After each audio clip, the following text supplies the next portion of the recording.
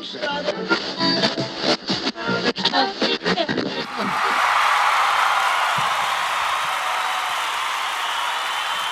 everybody, and welcome to our latest edition of Stop, Collaborate, and Listen.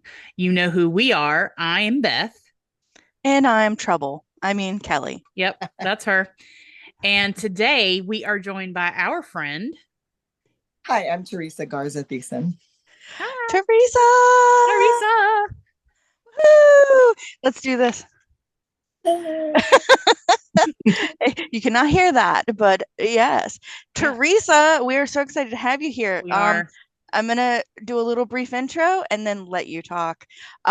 If you were on the New Kids on the Block cruise and you're listening or watching us on YouTube right now, you know this familiar face because Mr. Donnie Wahlberg called her up on stage. Not only that, but she was in everything where anybody who needed an interpreter for ASL, she was there.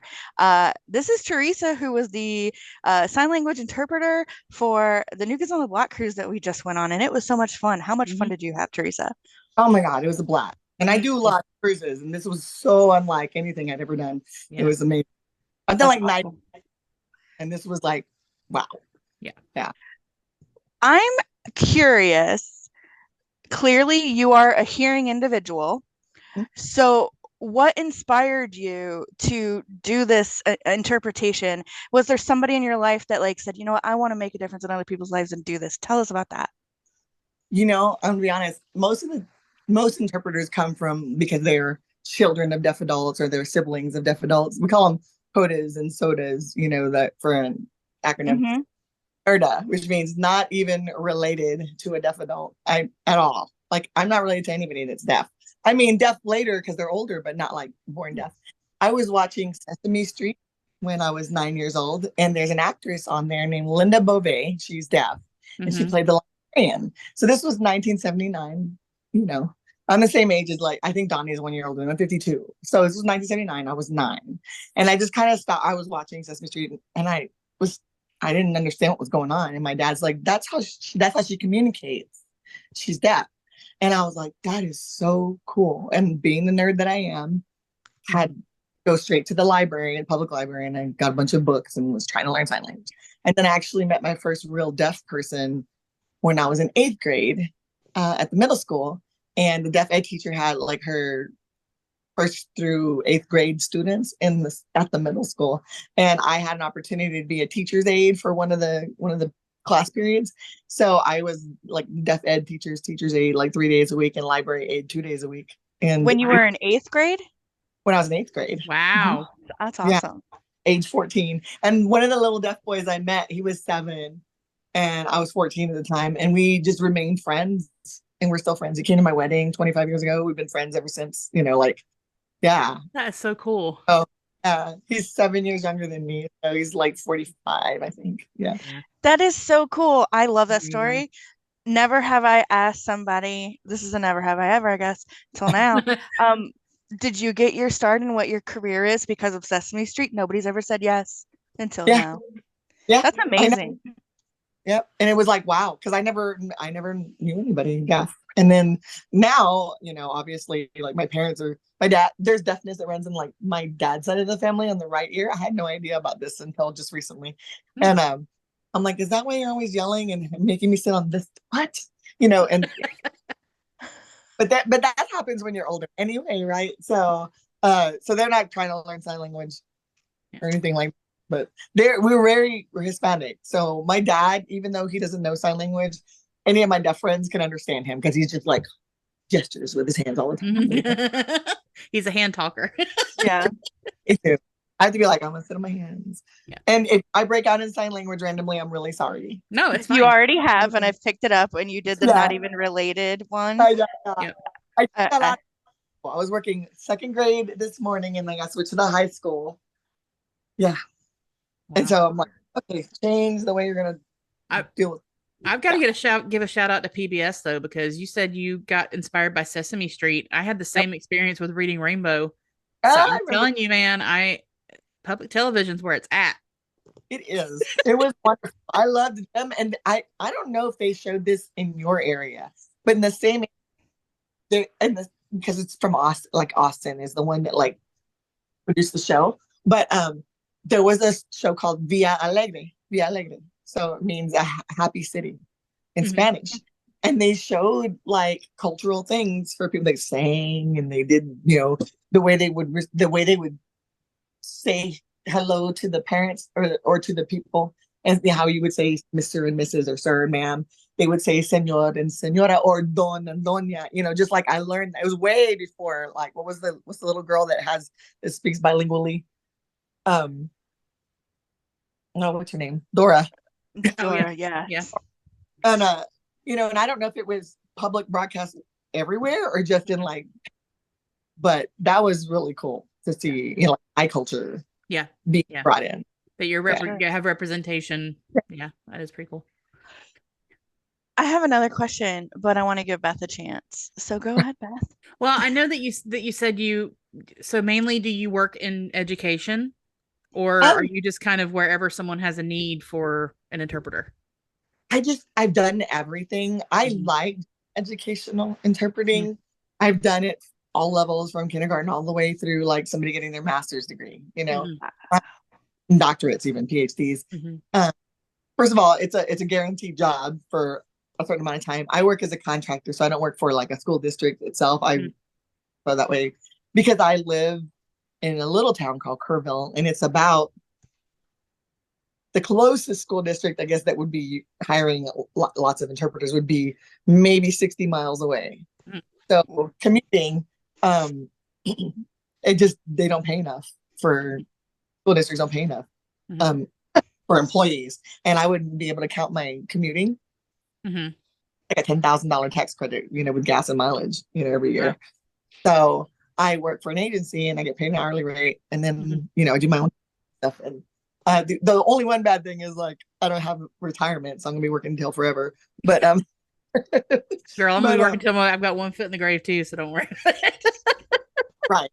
But I like and I guess, and if I'm gonna go with like preference, I love the college stuff because I'm fascinated with it. And then high school, and then elementary, and then my last one is like middle school. It's like the second most challenging, most stressful job. The first or the most stressful is video relay interpreting, which I've done before for a few years. And I can attest that it's because you don't know what you're going to get when you get a call. Yeah. It could be, somebody calling 911. It could be somebody from jail. It could be, yes. Okay. So that's the telephone one where they call you and then it goes, okay. Yep. I've done all of it. And, but in 2019, I worked 3 weeks every month. So I did 30 cruises in 2019. Yeah. And so I had a blast because I worked mainly on Carnival. I did a lot of, I worked for my agency. It's called Care Vacation, and they merged with Scootaround, which is a company that rents the scooters. And so they merged with Scootaround. And so they provide whatever the needs are for people with disabilities that are going on a cruise or on vacation. And so I thought it was just an agency, like a sign language agency, until I saw like wheelchairs and scooters that had care things on. I was like, oh, so it made sense. We're working with the deaf people, and so we work on all the cruise lines. And like I said, I prefer Carnival. It's just it's easier to deal with them. It's like a family, I guess I should say. Just easier to be with them. And on Royal Caribbean, and I'm not knocking any of them. It's just a little bit more challenging. Yeah. I just the way things are organized is different. Yeah. But I enjoy all my cruises anyway. But like I've done a lot, but most of them have been, probably out of those 90, I think I've done 95, 94 cruises now, and like 10 of them were my own personal ones. Yeah, and then the rest was work. But still, that's a lot. Yeah, it is a lot. I had like a class, and if I wasn't married, I'd probably still be doing that full time. But I am married. Married for 25 years. Bummer. Yeah, Yeah. Yeah. I'll keep him. It's been a while. Might as well. Yeah. Might as well. You said it's been like 20 something years, isn't that what you said? We married 25 years. 25 years, yeah. That's worth it. Keep him around. Yeah. He learned sign language because he's going deaf, and He's like, I can hear just fine. Just remember, you gotta look at me when you're talking to me. I'm like, Yeah. yeah. Mhm. He learned like he picked it up because I had deaf friends, and he's like, I don't know what to do. I'm like, well, you better learn how to communicate with them when I'm out there. Right. He's like, okay, and so my stepson is also an interpreter now too. So Oh wow, that's amazing. He's like got master level certification in Texas, and he teaches interpreting students now. Yeah, he's a mentor. He's amazing. Yeah. I was Look going at to how ask much that. you've inspired now. Yeah, exactly. Yeah. Wow. And I was going to ask that because I know you interpret. Have you done any teaching before, or is that? I've done like community classes. Okay. And I had we did a 6 weeks course that I was doing for like church, because I had deaf people coming and I was interpreting in my little town. Before we started going, like, we have ASL actual congregations where everything's done in sign language. Wow. But Wow. And so there were people that were, and we all Kerrville, that were interested in kind of learning. And I did like a 6 weeks class through it was called startasl.com. You can actually have the lessons are free. You just have to scroll through all the advertisements. Want to pay the lessons, all the ads are gone, But you can print out the workbooks and check your answers and stuff. And I was just there, and we probably had like 50 people for that whole 6 weeks. And 2 of them went to school and became sign language interpreters. And then one wound up becoming a missionary. He got married. We met somebody with sign language congregations, and she's from she's from Guatemala. That's his name. She's from Guatemala, and they just moved back over there to like deaf ministry. Wow. So yeah, it's pretty cool. So that'll kind of lead into my next question. You said you're bilingual, not only with ASL and English, but Spanish is your first language. So ASL is clearly American Sign Language. Is there, obviously there's got to be like a Spanish Sign Language, and does it change just as much as the speaking language does? Yes, there's over official sign languages in the world. How many?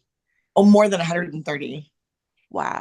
Yeah, and then there's systems like gesture systems, and then there's something called International Sign Language, which it's a gesture system. But like if you don't know any sign at all, I mean, it'd be easy to say this is like a man with a mustache and a woman, that kind of.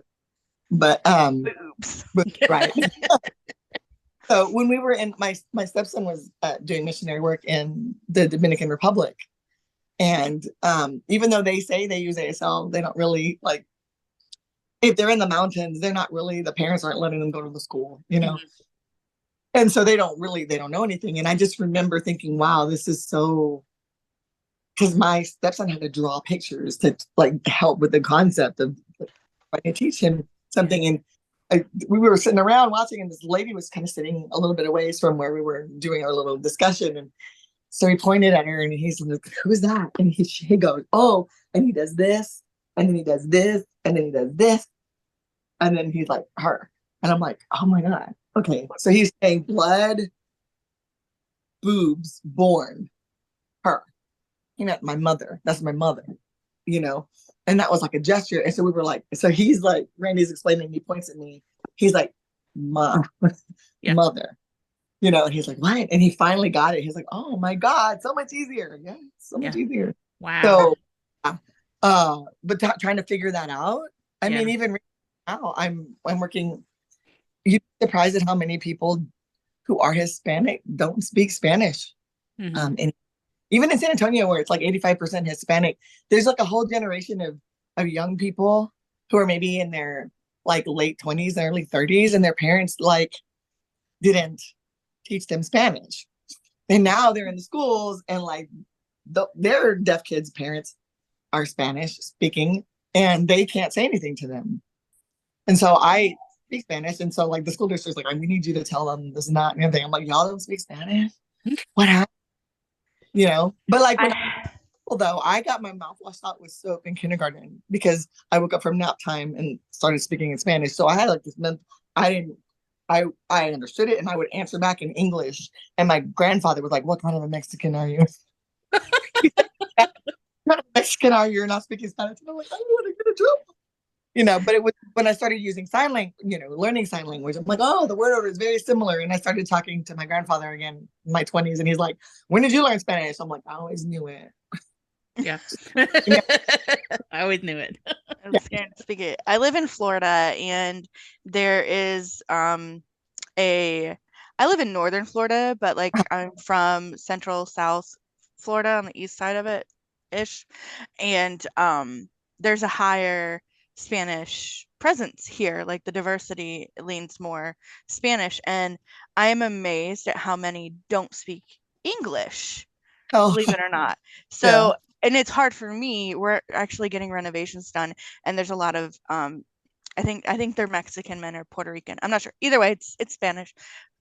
Little slang in there, but they'll speak, and sometimes they'll try to say something to me, and I'm like, show me. So it's kind of like what you're saying, the gesture. So like they'll show it to me, and I'm like, oh, okay, yeah. And I'm like, oh, okay. Yeah. What time? That's easy to do, though. I can give an example of just between American and Mexican sign language, how things can get embarrassing or kind of silly, So I had a former student. When he grew up, he got engaged to a girl from Mexico who uses Mexican sign language. And he's like, can you go interpret at our engagement dinner in Mexico? It's like where I live, it's like 3 hours away from where I live, like I'm across the border. And I'm closer to Mexico than I am to Dallas. It's like, it's weird. But anyway, so I'm like, sure. So we go over, and I'm thinking it's going to be a small little gathering. It's like this huge, first of all, I had a huge place. And I was like, oh, they're doing well.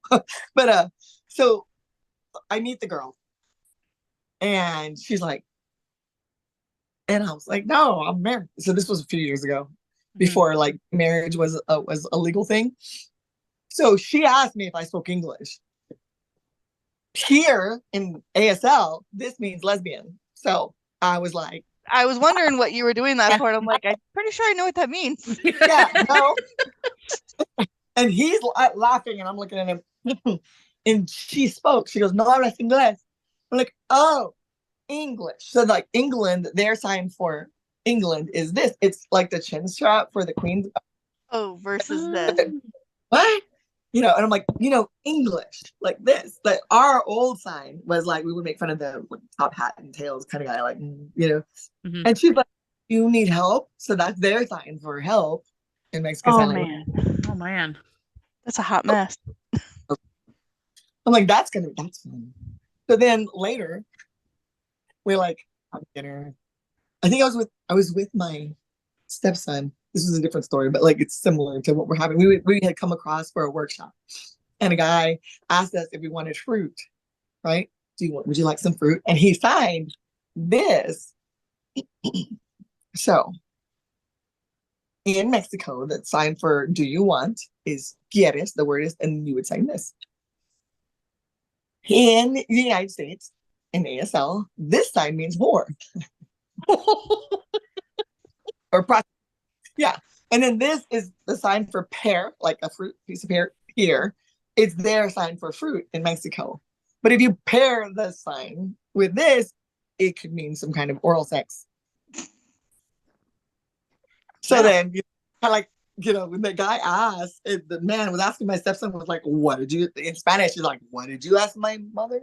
She wanted, I just wanted to know if she wanted fruit, Oh my gosh. And so we laughed, and then we told him what it meant. And, he's like, oh my God, I'm so embarrassed. And I'm like, yeah, no. And so then they asked me too, but even in Spanish, like things can mean different things. For example, there's a word, it's like a slang word. It's called a guagua. I don't know if you've ever heard it. It's not used in like Texas or in the United States, but it's used like in Mexico and Puerto Rico and some other countries. And a guagua, like in the Dominican Republic, for example, is like a hoopty kind of vehicle that you use, like a taxi, Yeah. But it's, hey, I'm going to slow down and we're going to pull you on and we're going to keep going kind of thing. But it could also mean prostitute. So I wanted to do trilingual interpreting with Spanish speaking. And I said no.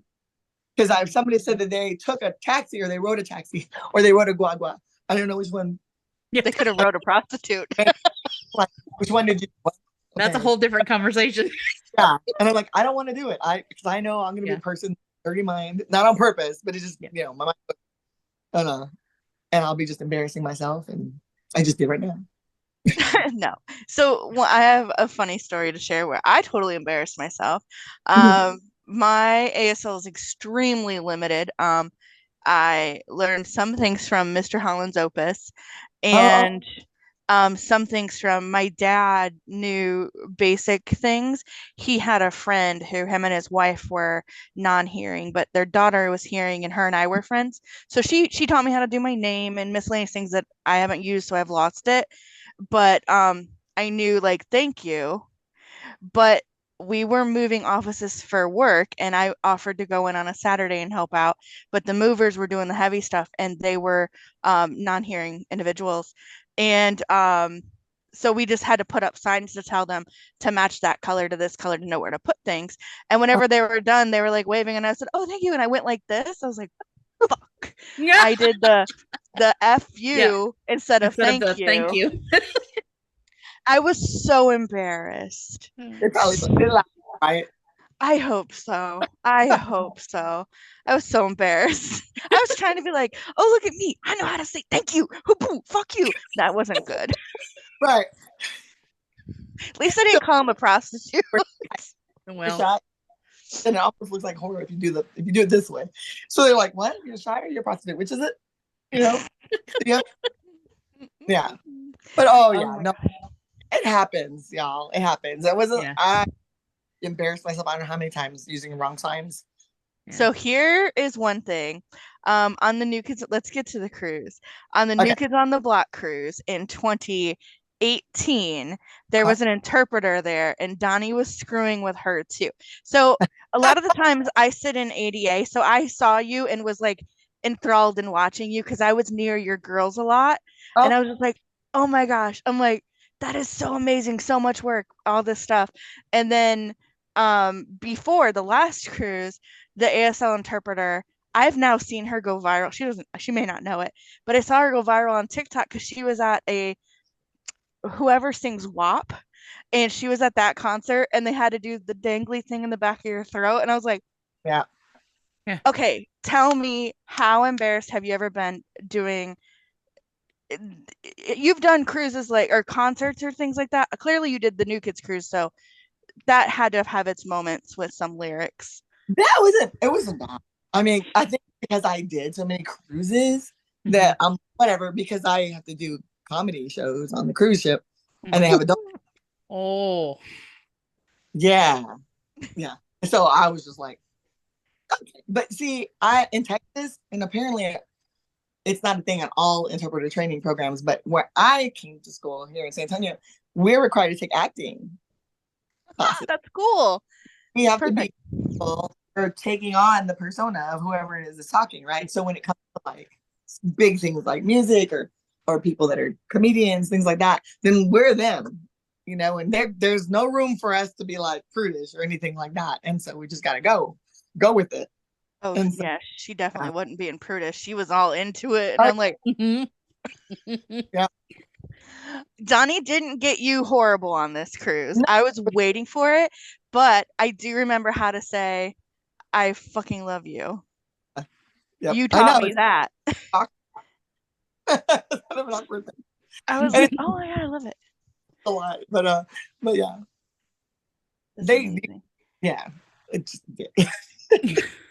he uses the F word a lot, and I was like, "The word." You know? Well, I have a question that ties into that because this is what I've been curious about ever since I knew we were booking this interview. Because I do a lot of music, I do a lot of rock festivals, and they always have an interpreter there, right? And I love watching them get into it. But and this is coming from someone who has a severe case of chronic lyricosis. Like I've been just up until a few years ago, I was still guessing the rain was in Africa instead of blessing the rain in Africa like Toto told me to. So I always get the lyrics wrong. So when you do concerts or musical events, do you try to get like a heads up of, okay, what songs are you going to play so I can see what the lyrics look like? Yeah, they didn't give us a set list. Yeah. So you had to wing it. Well, thankfully, there was another interpreter there too. Her name was Tina.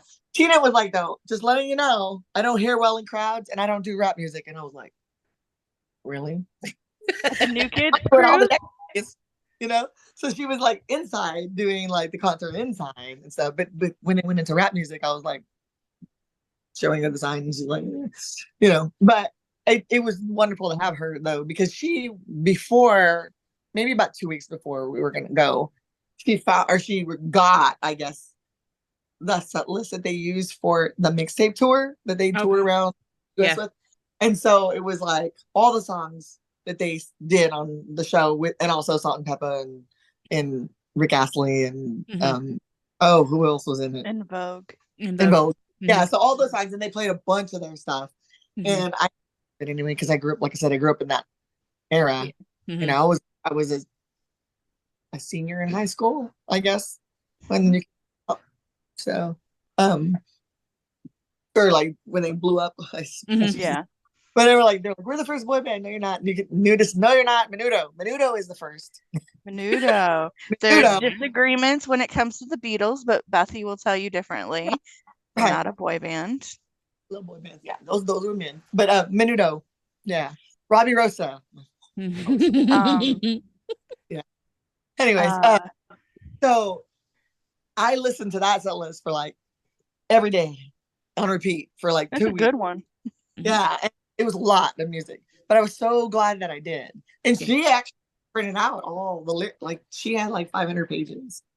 Wow. But we didn't have a set list, so there's no way we could have gotten, like, you know, it would have been a waste of time for me to go, hey, it's this song, and we'd be halfway through the song before she found it. You know, so I listened to music. I can do anything with music. You know, I just love music. So I learned to take a lot of workshops, because it's not a word for word translation. It's actually a concept. Like you were saying, like stop, collaborate, and listen. You know, it's not like listen. It's like pay attention, right? Okay, hold on. Let's get together. Talk, right? Or whatever. And so, because that was like a rap song, you know. Stop, and collaborate, and listen. Yeah, and I remember showing one time how, like, word for word, what it would look like, and and then like what the concept means. And they're like, oh, the meaning is so much better. And that's why you can get into like the body, your whole body interpretation of a song, because you're not doing word for word. It's not in English. It's not like literally its own language. Yeah. Just like sometimes, like, what are you doing? You could do like, what are you doing? But you could say, what you doing? So it's kind of like, even in spoken word, we're kind of doing a concept as well. But like my friend, her name was Roberta. Is Roberta? I hope it is still Roberta. But like she taught me my name, and then but she's like, but we'll make this sign for your name. And I'm like, how do you know what that means? Like it's concept, what you're saying. Concept. Yeah, because can you imagine having to spell your name every time? And then you're like, hey, do you know so-and-so? And my name's like hyphenated at the end. I would no. Yeah. Garza-Thuesen. There's no way. I already like reduced the way I sign my name now, like initials. 25 years. But yeah, speaking of, you said you learned a little bit from Mr. Holland's Opus. Was it you? This and that? Yeah. Anthony Natali. He was the one that played the son, and the one at the end when he's like, I'm like, car back, dad. That one. Yeah. Cute guy. He gave me my sign name. I met him at a sign choir festival in Fort Worth, Texas. I was a freshman at school, and my mom and my sister went with me, and I got him to sign my book, because he was an actor in one of the, like when we were learning sign language, one of the school books. He was in the video. It was VC. It was the video cassette tape that I learned from, and God, went through so much stuff. But he's like, oh, and so when I met him, they just finished doing Jerry Maguire the movie, and he was in a little cameo in there where he was like, you complete me, you know, and you complete me, signed, you make my life whole, you know, that's what you complete. But he was, what's your name? You're so sweet. I'm like, I don't have one. So my sign name is Teresa. 2 T's with a heart. A heart. Aww. Yeah. Oh. Yeah. And so I'm like, oh, it's like, you know, it was really cool to meet him. So then you should totally make your signature be 2 T's with a little heart. It should. Mm-hmm. It should. have a tattoo. That's because I love music, and so it's on the back of my neck. But the tattoo is the bass and treble clef. You know how to make the heart. I have that too. It has a little "I love you" hand like stuck right into it like that. So yeah, I love it. Yeah, that's amazing. I love it. She's got that on her wrist, and I have it on my lower back. Oh, cool. Not in the middle. It's off to the side. It's not a. What? How do you do prostitute or tramp? Is it the same? Stamp? Yeah. It's not a tramp stamp. Stamp. Concept. Yeah. I know, right? Oh my goodness. So too funny. So you were talking about using your body and things. You do Zumba, and I love where you teach Zumba. Is it more than one place, or just the one place you told me? I teach at that one place specifically, and then the people that I work for, they have their own. It's an aerial yoga studio. Ooh. God, it's so much fun, y'all. I've never done it before, and then I'm gonna fall on my head. There's no way I can get on those silks. And I got myself upside down the first time, didn't even fall, and I was like, she took a picture. My husband was like, "You didn't fall? Shut up." You know, but it worked. And I was like, this is great. It's a great workout. And now they're doing bungee fitness too. So I'm gonna try and get licensed to do bungee dance. And I've seen that. That looks awesome. So I'll do when I am in town, I'll do live classes, but if you don't feel like coming to the building, then you can do it from your home. So and we talked about that the other day, and I'm gonna be starting it again because I lived in Laredo, Texas last year during the school year, on the border. I literally was so close to Mexico that if I didn't turn left, I was going right across to get to the high school. And the building, I would get AT&T on this side and Telcel from Mexico on the other side of the building. And it was that's funny. Wow. And so I taught virtual Zumba classes from the little exercise room at the hotel I was living in, twice a week. Gosh. Wow. And a deaf person from Canada and a deaf lady from San Antonio and a deaf person from Mexico all join my classes all the time. And then I had random people. And it was fun. Do you interpret while you're doing Zumba? Sometimes. With Zumba, remember, we don't talk when we're doing Zumba. We're doing, we might explain a little bit something ahead of time. And if I'm doing that, then I sign at the same time. And if it's a song and they're already doing it, I sing along, signing and stuff. But most of the time it's just gesture. And a lot of the deaf that are able to hear a little bit, the Bluetooth, on their hearing aids, they can get the music really well, so they can feel the beat. Yeah. There's Bluetooth on hearing aids? Yes, I know, right? It's really That's cool. amazing. My dad's hearing aids are Bluetooth. Isn't that neat? What? Yeah. He'll be in the car and he'll just start talking because he has the light thing on his phone that comes on. And he'll just start talking, and I don't realize that he's talking through his hearing aids. That's amazing. Yeah. That's amazing. Going back to Zumba real quick, you told me a little something that I thought was exciting, and that you created choreography for some New Kids songs. I did. Which ones? I went for Hanging Tough, of course. Step by Step, I think. Yeah. Summertime. And then I like the remix because it makes pretty good yeah. That is a good one. That is a really good one. I was on, I don't know, you guys know the ladies that do Blockhead U? Yes. Yeah. I was, and Donnie got on. He wasn't on video, but he was typing. He's following me on Instagram now. Oh. But he was like, NKOTB Zumba. He sees everything. You're gonna open Zumba at the con, and I was like, I'm not going to the con. I can't afford to go to the con. He's like, we need you at the rodeo, at the con, on the cruise. And I was like, ooh, did you just say we're having another cruise? We're definitely having another cruise. And I think they're contracted to have 3 or 4 more with Carnival. Listen, I think I found, and it's funny. The last cruise I was just on, the cruise director on that cruise was the cruise director on the ship that I never met because, we didn't need them really there. And I was like, oh, he's like, I know you. How do I know? I don't know. I've never seen you before in my life. It's all the block. I'm like, oh. Yeah, that was me. Yeah. That's got to be an easy cruise to be a cruise director on, because Rose Tours already has it all figured out in faculty. They're like, yeah, they were pretty much the hotel. Yeah, you know. Nice. And I was like, anything like this ever. It was so. Oh, sail away party blew me away. I know. Oh my God. Have you guys been on other cruises before? Not New Kids cruises? Mm-mm. Okay, Nope. like on a cruise, that people are partying, you know, they're eating and everything. And when they have the sail away party, the cruise director comes out where the stage would be normally. It's just a regular deck party. So he comes out with the fun squad, at least on Carnival, on Fun Squad. And the DJ will play some fun music and everybody will get up and dance and do some dancing. And then she'll have a little contest and she'll pick 3 people. They'll pick 3 people to like compete, 3 passengers. You know, and they all get like free alcoholic drinks and stuff, you know. Mm-hmm. And it's fun. And then they go. But I mean, and there's people there. There's a lot of people getting ready to have fun, but not where it was like so many bodies. I was like, I couldn't even go through. I like on the 9th floor, I came out and I was like, I have to go up. So I had to go up to like 11 and walk around and come back down so I could get to the ADA area. Wow. And they didn't have anything like at all set up for the deaf. You're never ready the first time. They have to learn every time. My back was literally like the front of the stage. You know how we were on the side, like in between the. So I was in the very front, on the right hand corner, and somebody sent me a picture, and I swear it looked like I'm like in any second one of them is gonna kick me in the head because I'm like this because my deaf here, and then the other interpreter was somewhere over there.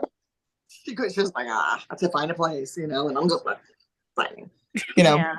And I'm like, don't hit me in the head. Don't hit me in the head. I'll be fine, you know. And then after that was done, we got, you know, we spoke with one of the security people and said, hey, this is what we need. And he made sure it was set up for us every night. But I always showed up like about an hour early just in case to make sure. And I never really had to worry about anything. Somebody moved a couple of chairs one time and I was like, I think you're supposed to be doing that.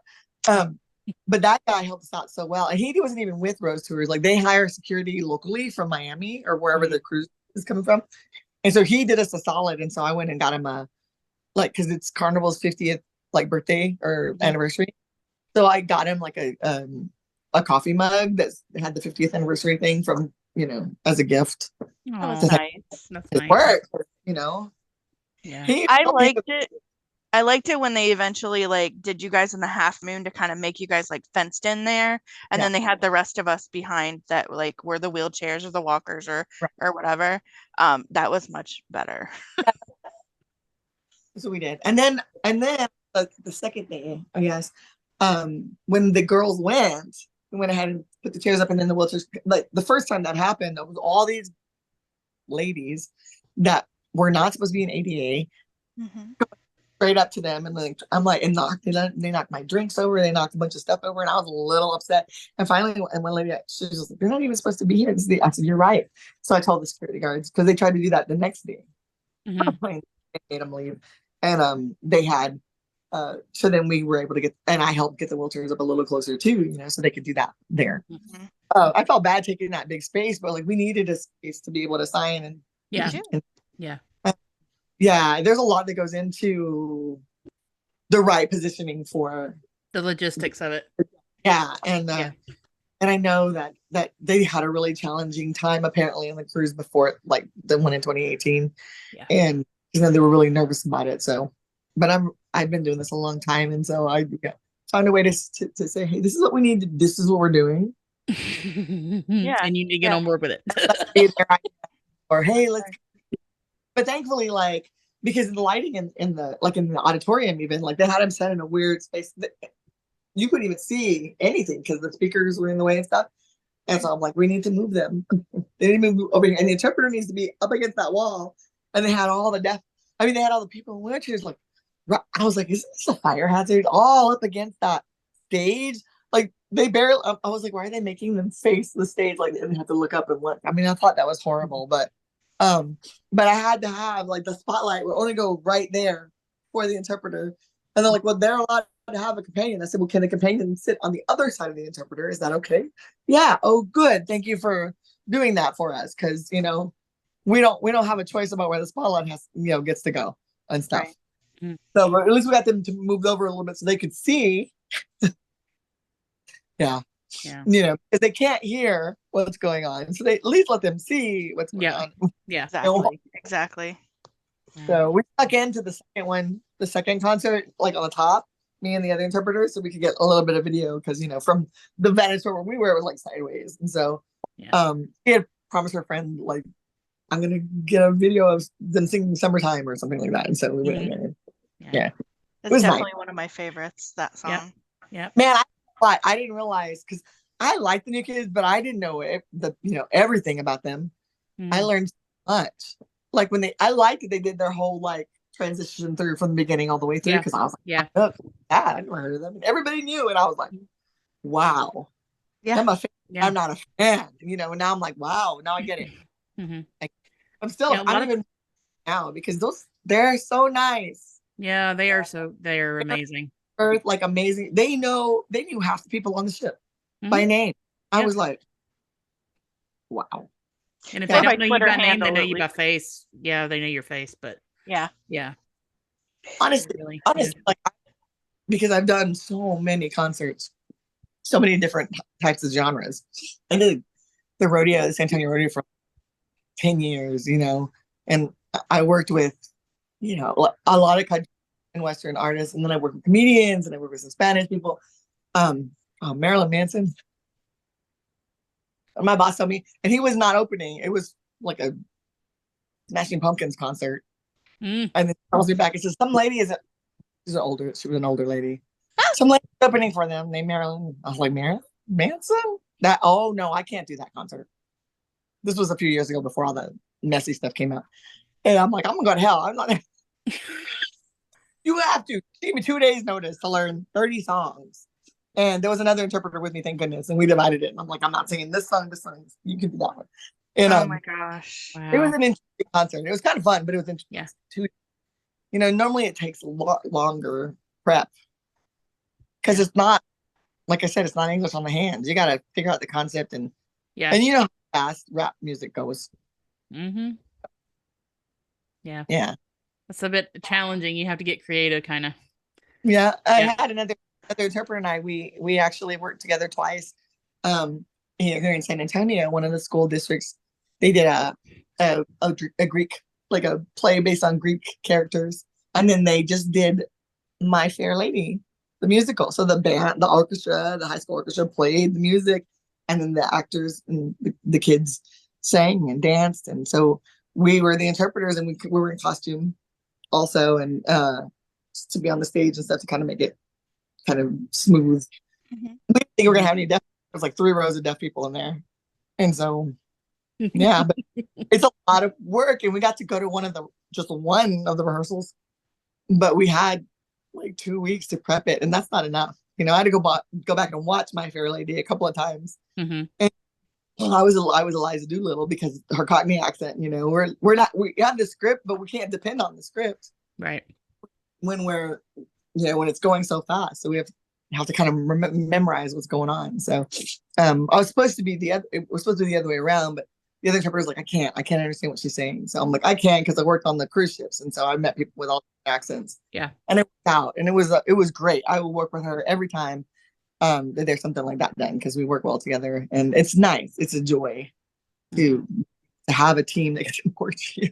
You know. Yeah. Sure. Yeah. So are you gonna do the rodeo? Well, I don't know. It's in Houston, so usually they'll hire like local interpreters, but I was given like Donnie's assistant's email, Tara, and so I emailed her and I showed her the screenshot of where Donnie said, we need you at this. And I said, I don't know if he's serious about it, but I'm willing to clear my schedule to work those. And I just got an email today saying we'll be in touch. So make sure you let them know your price, so we don't think it's for free. Yeah. Oh no, I know. That's why I said, because I mean, I can't.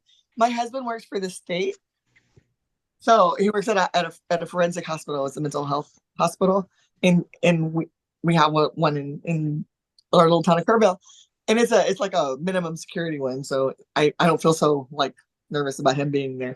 But it's great benefits, but the pay is crap. And so I make 2/3 of the income, you know, and then I get like, he gets free medical benefits, and then my medical is, he pays for it, and it's like so much cheaper than if I had to get my own. Yeah. So if I'm going to do something like that, I'm like, you better darn pay me for it, because it needs to be paid for sure. Yep. You know. Exactly. Plus, I was like, I'm gonna charge extra. For something, I'm like, I need combat pay for some of this stuff. I mean, the Lido deck on the New Kids cruise for sure. That was crazy. It was nuts. Insane. I hope to see you on that boat the next cruise. Yes, I hope so too. I don't know if the other, like, there were 3 people actually. There were 2 that were fully deaf that were like together. They've known each other for a while, and then another lady, and then her friend, and she's going deaf, so she's learning sign language. And so she was there, and so what was challenging for me is the request was, we want to read all of it in English on your mouth, and then you can sign, and it's out. And I'm like, okay. You had to sing it all too and say it all. Yes, and I was so thirsty all the time because of that. Yeah, I can imagine. That's difficult. But like, I laughed because I have some videos of where the other interpreter was taking video of me, and I'm like, man, they did a whole bunch of different kinds of music, right? And at one point, they did some Bon Jovi, and they did some Spanish music, and I'm like doing my stuff, and Jonathan's lying on the deck like, "You know Spanish?" I'm like, dang, you know everything. And then, who sings this? Was it Run DMC? Did they sing Tricky? Who sings Tricky?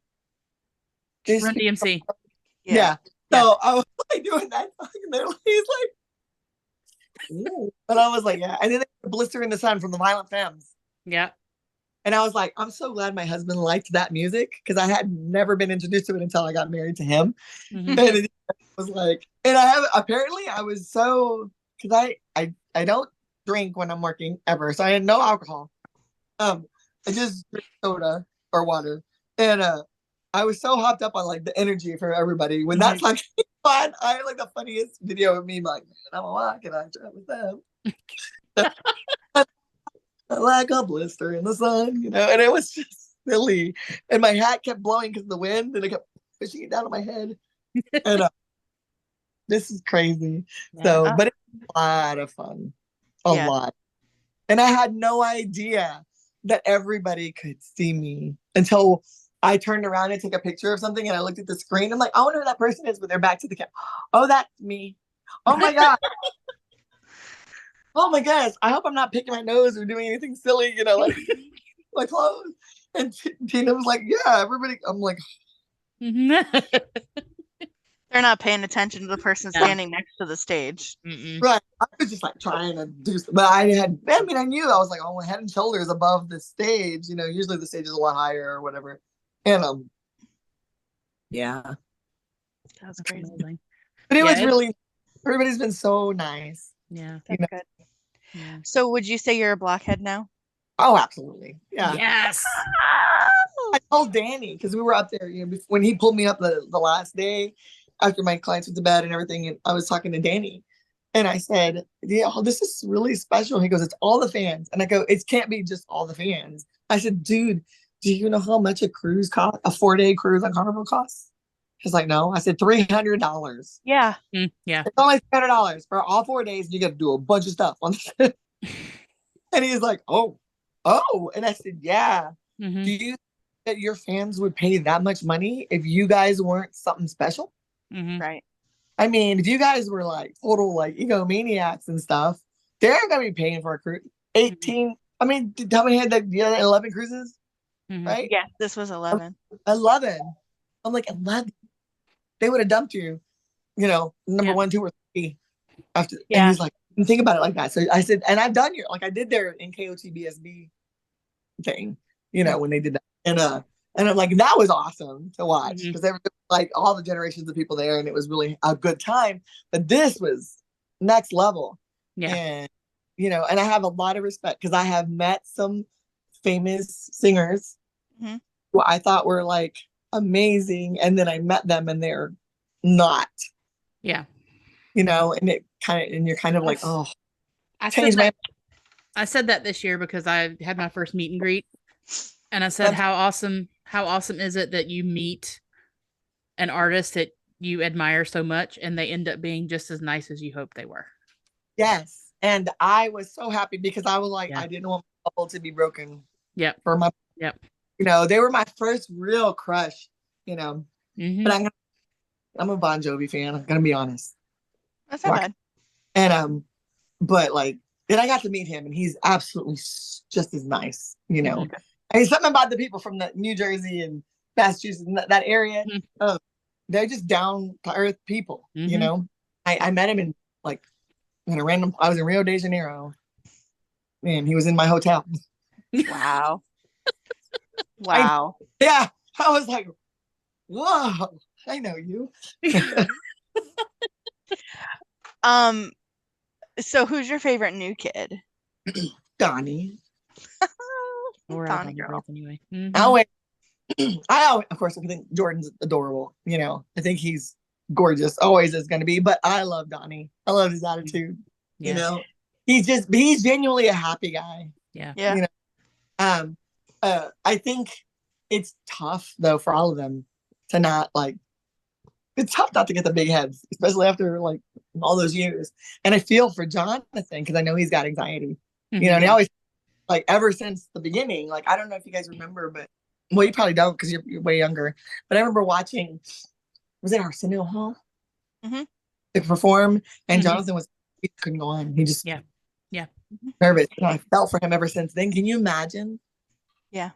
Like I mean, and that's why people are like, oh wow, he was tipsy, and I'm like, well, yeah, because and they're like, he's not like that on his show, on his I said, well, he's 3,000 people yelling at him on his show when he's renovating farmhouses. I'm just picturing my anxiety getting on a boat and get sail away, looking at all those people going. Yeah, my husband's the same way. He gets very nervous around people. But all I had to do was stand there and just watch. I didn't have to get up and perform and talk to people. And you know, I can't even imagine. They were all of them were taking extra care to be around him. Yeah, and I felt for him, but it was funny because he was just he'd get tired and he just kind of hang out where we were, and my deaf ladies were just having a texting him. And I remember them showing him some signs too, and he was like, oh. And he hit one on the hop. That's bad. You shouldn't do that. I remember a time when John laid on the stage, the main part of the stage, not the catwalk, and he was leaning over and looking at you guys and watching you, and he was enthralled in it. Yeah, that's why he was. How do you know all the words? Because I'm old and I know all the. You know why he asked? Because he doesn't know all the words. He doesn't know them either. 100% not a lie. Yep. 100% not a lie. Yep. They keep him because he's cute. And he's so sweet, and we're happy that he's so sweet. Yeah, he's so sweet. Yeah, we're happy that they keep him around. Even though he doesn't know the steps or the lyrics. I know. I thought Danny was a lot taller than he is, but he's not. He is. Yeah, he's fun sized. He's almost pocket sized. Well, he was probably a dad bod. If every dad looked like him, man, because he's a grandpa. Yes. And I'm well, my sister's a grandmother too. She's younger than me, a year younger than me. Yeah. But I was like, oh yeah, I could be a grandmother right now. You know. What is Danny? Is Danny 51 or 52? I think he's 52. Donnie's 53. I'm 52. So then Jonathan's the oldest. Yeah, and Danny's he's about to be about to turn 52. Yeah, in April? May. April. May. Yeah. But yeah, grandparents. Oh, and then he's young and he just turned 50. He is. Yeah. Yeah. Oh man. So yeah. I was kind of dude, Joey. And he was teasing the DJ, mocking the DJ. I was like, I don't like that. He can be Mr. Saucy Pants. Yes. There's two different types of New Englanders. You've got the nice ones, like what you're talking about, and then you've got Joe, who he can hurt your feelings by looking at you, but he can also tell you So you were in the same show group I was. So do you remember in the game show when he had the girl on the stage and he's like, it's okay, we're all gonna make mistakes. But what the fuck were you thinking? But it's Yeah. okay. Yeah. Do you remember this? Yeah. I believe you were in that one with me. Yeah. He was amazing. Like he's something else. I love this story about the first time they heard their song on the radio, you know, and was with his brother, and he was like, hey, whatever, it was like the best thing. And I can imagine him being a little brother to like his brother teasing him about being in the band, you know. My husband was, you know, he's like, I lied to the new kids, but he was like, he was 6 years old, 6.5 years older than me, so he was more about like the, you know, 70s and 80s rock. And but he was like, you know, got a lot of respect, and he's like, oh yeah, Donnie, he's an actor. I'm like, yes, but first you can always, always gonna be, you know? Yeah, that's what my husband says. He's like, oh, Danny Reagan. Like, yeah, that's him, but he brought the current episode of the show. Yes, and I love bloopers. I took a video of the bloopers because that was it's Blue Friday no matter where you are, even if you're in the middle of the ocean. And I have like, I don't know the reaction to the fireworks. I don't think they knew that was going to happen, or maybe they did and Jonathan didn't know, because he stood up and like jumped up and down when he was excited, like a kid at Christmas. Was like, I was so sad because where I was at, I didn't even know what was happening. And I was like angled to, because I didn't get to be up near like where you guys were. It was I can't remember what night that was, but where I was at the back end of the pool. It was Bring Back the Time night. Yeah. I was at the back end of the pool, like along the edge, but people kept coming through the pool and standing on the edge of the pool, like in front of the people in the wheelchairs. And I was just like, this sucks. But the security said they couldn't do anything about it. But I mean, we couldn't see the screen. We couldn't see the fireworks, but we could see like the back of the stage, kind of. It's okay. I mean, I definitely still got my money's worth. I was like, screaming. I was like, oh, you know, and you can barely see them coming over the thing. I liked the part where everybody was singing a cappella without the music, and then that started. I was just watching the guys like jump up and down because they were so excited. Yeah, just like, oh, this is a surprise to them too. That's kind of cool, you know. They know how to throw a party. They do. Yeah, they really do. And Donnie's got it down to science. It's them too, because when I got there was a plane flying overhead that said welcome back in KOTB, and I was like, well, hey, that's the first time I've ever seen anything like that. Yeah, you know, I mean, movies, but not like in person. And that was really cool. And I'm like, this is a big deal. And the fact that they wrapped the stairs going from guest services up to the 4th floor with like the lyrics for Step by Step and the chorus. Yeah. You got to give it to Carnival. Not a lot of people. I mean, seriously, they are awesome about stuff like that, you know. Royal Caribbean's a little bit more like fancy, but Carnival they're really good about making fun of like whatever. So that was really cool because that's funny. Like if you're like, get off the ship, they're like, this way to the gangway. That's the bridgey thing that leads you back to land. That's what it says on the deal, you know. Or like if you're so, and on the ships like the what were we on, the Conquest, you pictures that you look at, and if you're going to recycle them in the box says, so it wasn't your best picture. You know, I mean, I'm that type of a person, the sense of humor. Like my gamer name, or like my I don't know if he's on Instagram, I'm one goofy broad, because it's like, you're goofy broad, and I used to get I'm like, that is not nice. You shouldn't talk to ladies like that. And now I'm like, that is so me. That's awesome. Well, now everybody's gonna go follow you on Instagram. I'm gonna be the first. Here I go. I would say yes. You're beating me. That's not fair. I want to race. Let's race. I can't. That's after we're done. Okay. So where can everybody find you? Obviously, you're one goofy broad, you said? Yeah. On Instagram. There you are. Goofy broad, yeah. And then my name is Teresa Garza-Thuesen, but if you want to follow my Zumba page, because I it's the shortcut is Zumba Dance Teresa. and you can Google that. And I will post my live Zumba classes. I'll be starting probably next week because this week my sinuses are killing me, and I gotta do 3 hours of Zumba in a row at that drug and alcohol treatment center. Mm-hmm.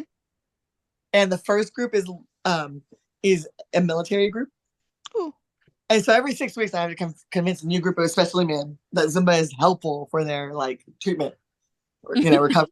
And I'm just like, just give it a chance. And so I got into like, I asked them what genre of music they like so that I can at least throw in one of their songs, because I can teach Zumba dances to any kind of music. Yeah. Right.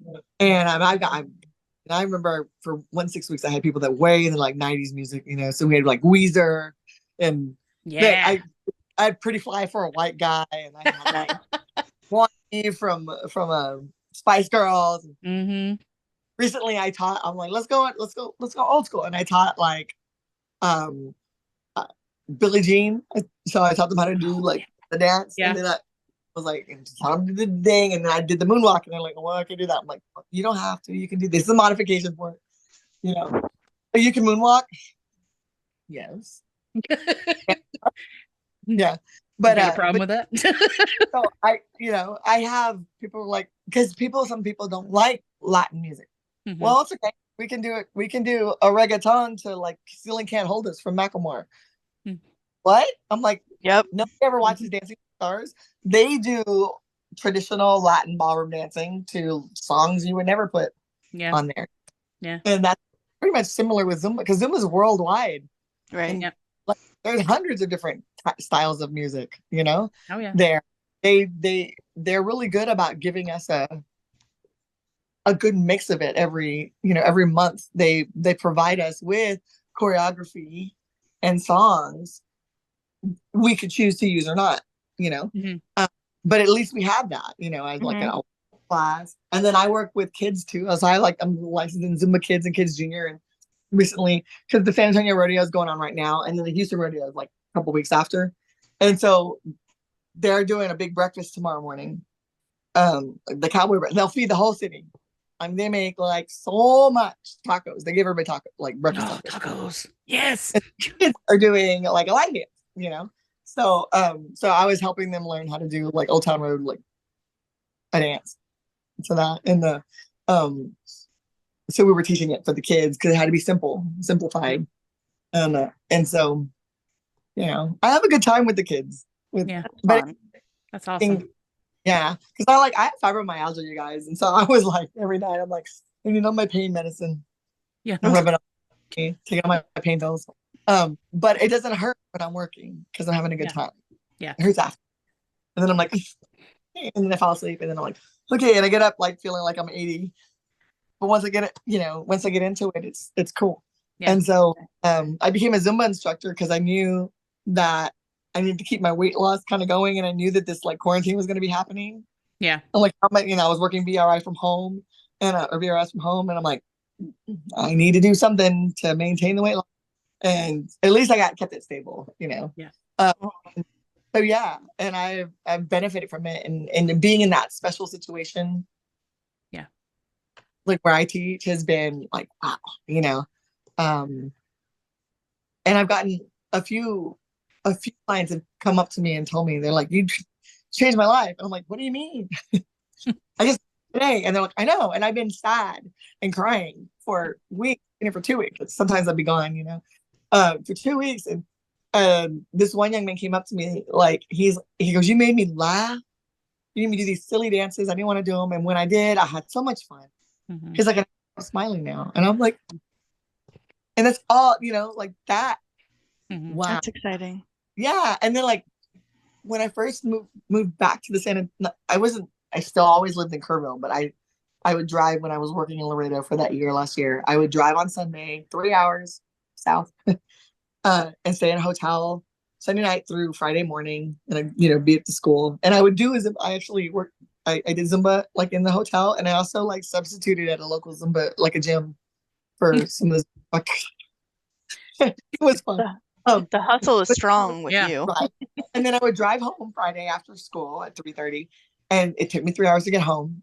hubby and I would go get dinner, and then I would wake up the next day, have breakfast with him, and then I would go teach 3 hours as a month, come back and we'd hang out. And then, and that was, and then, I would cruise on the weekends, or not the weekends, on the holidays, so I was doing cruises, and then, so I saved up enough money so that I had all of the 3 months covered of bills so that I didn't have to work as many cruises and I could actually spend time with my family. Yeah. And then I'm like, so I wound up moving like around October, right before the cruise, back to San Antonio, working back in San Antonio, so I could drive back and forth if I needed to.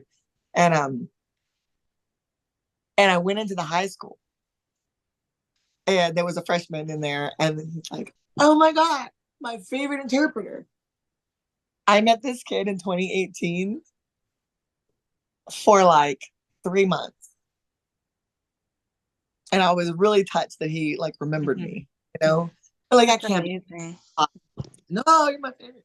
Why? Because you're friendly and nice, facial expressions and anything. I'm like, oh, thank you. Today I left, I'm working usually with second graders until a certain amount of time, and then I go to the high school and finish off the day. And they needed me at the high school earlier because they didn't have enough interpreters. And when I had to leave, they were like, no.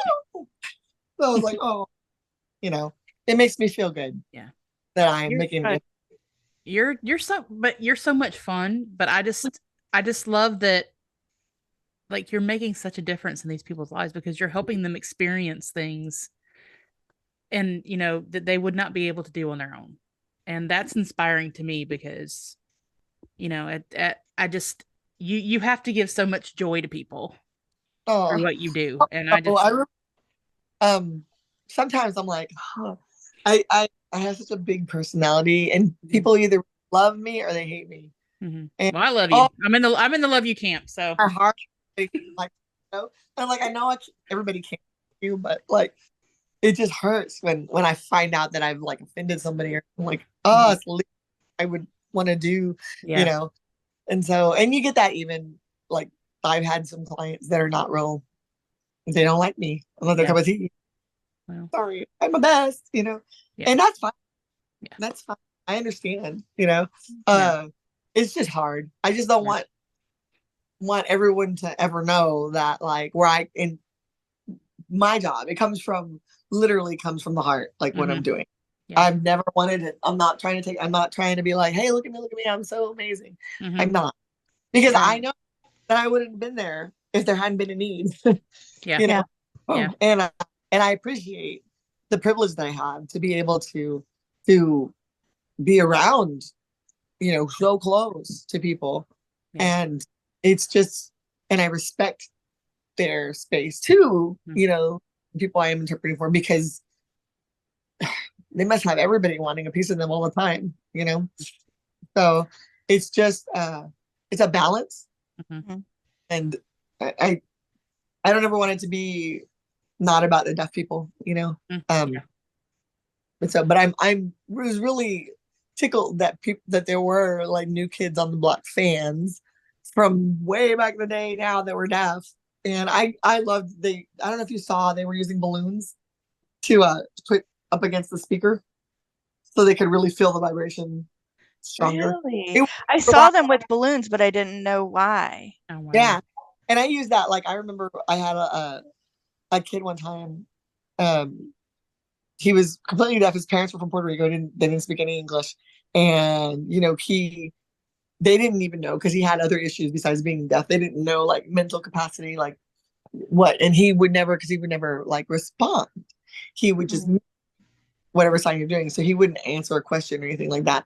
And he was like my religion, but like in the Spanish congregation, I would go to my congregation in English, and then I would go kind of babysit him because he would get kind of antsy.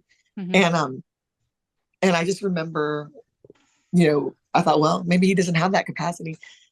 But I remember we got him quiet enough so he could sit in the main, in the main hall with, like, next to his folks and stuff. And for one time, him like tapping me, and I'm like, hold on. And I was like, what? He's like, smile. And I was like, and then I realized he actually said something to me, like, for the first time. Well, right before that, we were at a wedding, and he was just sitting there, and there's a balloon. I said, come here, and she had to dance.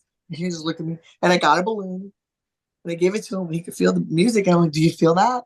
Do you see what they're doing on the floor? We're doing a cumbia. I don't know if you know what a cumbia is, but like, it's just like it's like a line dance. It's like I always say, it's kind of like the Cotton Eye Joe, but backwards.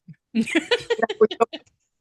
going forwards instead with the cumbia, and he could feel it, and then I was like, "Come on!" And so we were doing the thing, and so the family was all excited, that he was there. He had a blast, and so he actually said something to me, like at church, and Mom was like all crying because they could see that it was a conversation, and I'm like, "You need to be quiet because you're loud and you're making noise." And it's church, and then so they were able to do like some kind of diagnostic thing, and I was maybe 17 at the time, 16, and it really, and then they moved to Florida or something like that.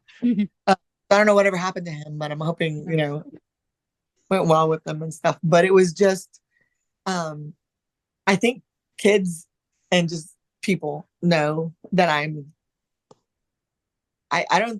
have a mean bone in my body. I can look mean maybe because I'm Hispanic and I can have that face, but I couldn't play like a horrible person. And in my acting class, we were required to either be part of a play or like do the tech. And I tried out to be like evil stepmom. And I looked down really well. And then he's like, "Now smile." And when I smile, he's like, "Hey, no, you're not evil." I'm sorry. Your smile just makes everybody just smile back. And I was like, all right.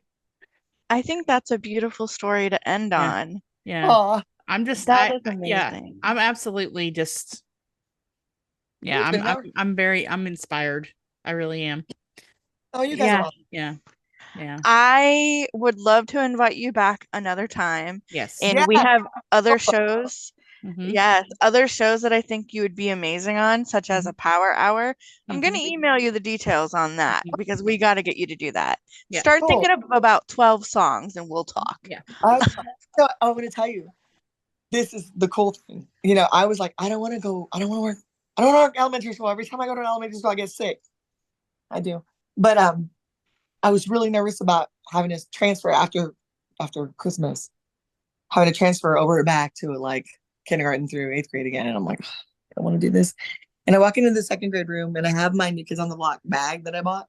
And the 2nd grade teacher I work for goes, "Oh my God, are you a New Kids on the Block fan?" I said, "Yes." She goes, "Upper cup."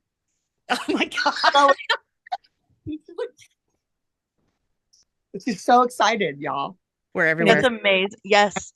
Her name is Mrs. and she's amazing. She's such a good teacher. And yeah. And so I'm like so happy to be where I am right now. It just made my day. And then, my attitude was completely changed. Aw, like, this might not be so bad. Okay, I guess. That's awesome. Well, I'm so glad you came and talked to us today. And I definitely hope that we can keep in touch. Kelly and I are both planning on being on the boat. So, cardio or no? I'm not talk to your company and be like, "Look, when this happens, please, I will volunteer as tribute." Yep. Yes. So I saw how much some of those tickets cost for the convention, dude. Y'all. Yeah, I'm not making that. No. Oh, it's too much. I mean, I've done Comic-Cons before, but I mean, I get it because it's like just them. Yeah. If it was like, that's why the price is so high. So if it was a bunch of other people that you could see also, I can see it wouldn't the be price that bad. Yeah. lower. Yes. But yeah, you want me there? You're gonna have to pay me because I can't afford to go. I can afford to go to the rodeo, but I could afford to stand in the lobby. But I can't afford to get past security. Exactly. Yeah. But I mean, yeah. I guess now everything's gone up though, right? Oh, yeah. Like, everything's expensive now. Especially gas. Yep. And eggs. Eggs, yeah. So we have okay, so I know we're supposed to end on that other thing, but I saw someone say this earlier, and Hispanic people believe that you can give the evil eye, right, to people. If you, the way to fix that is to rub an egg over whatever the part it was, So it was like, listen, with the price of eggs so high, if you get you're just gonna have to deal with it. That's hilarious. It's amazing. Yeah. And I was just like, Yep. Jonathan recently posted something where he gathered eggs from his birds on his farm, and he's like, "We're rich." Yeah. Yep. Accurate. Yep. Accurate. Old guys and these really young hot girls is because he's an egg farmer. Or whatever. The new millionaire. Yep. Exactly. Yep. That's it. The new sugar daddy has That's eggs. right. That's right. It's the farmer John is the I new know. sugar daddy. All my friends like, oh, you saying now, but I know. So anyway, y'all have a great afternoon, evening. I guess evening. It's late for you guys. It is, yeah. But thank you for coming on. Thank you so much. And everyone, we'll see you on our next episode. All Bye. right. Bye.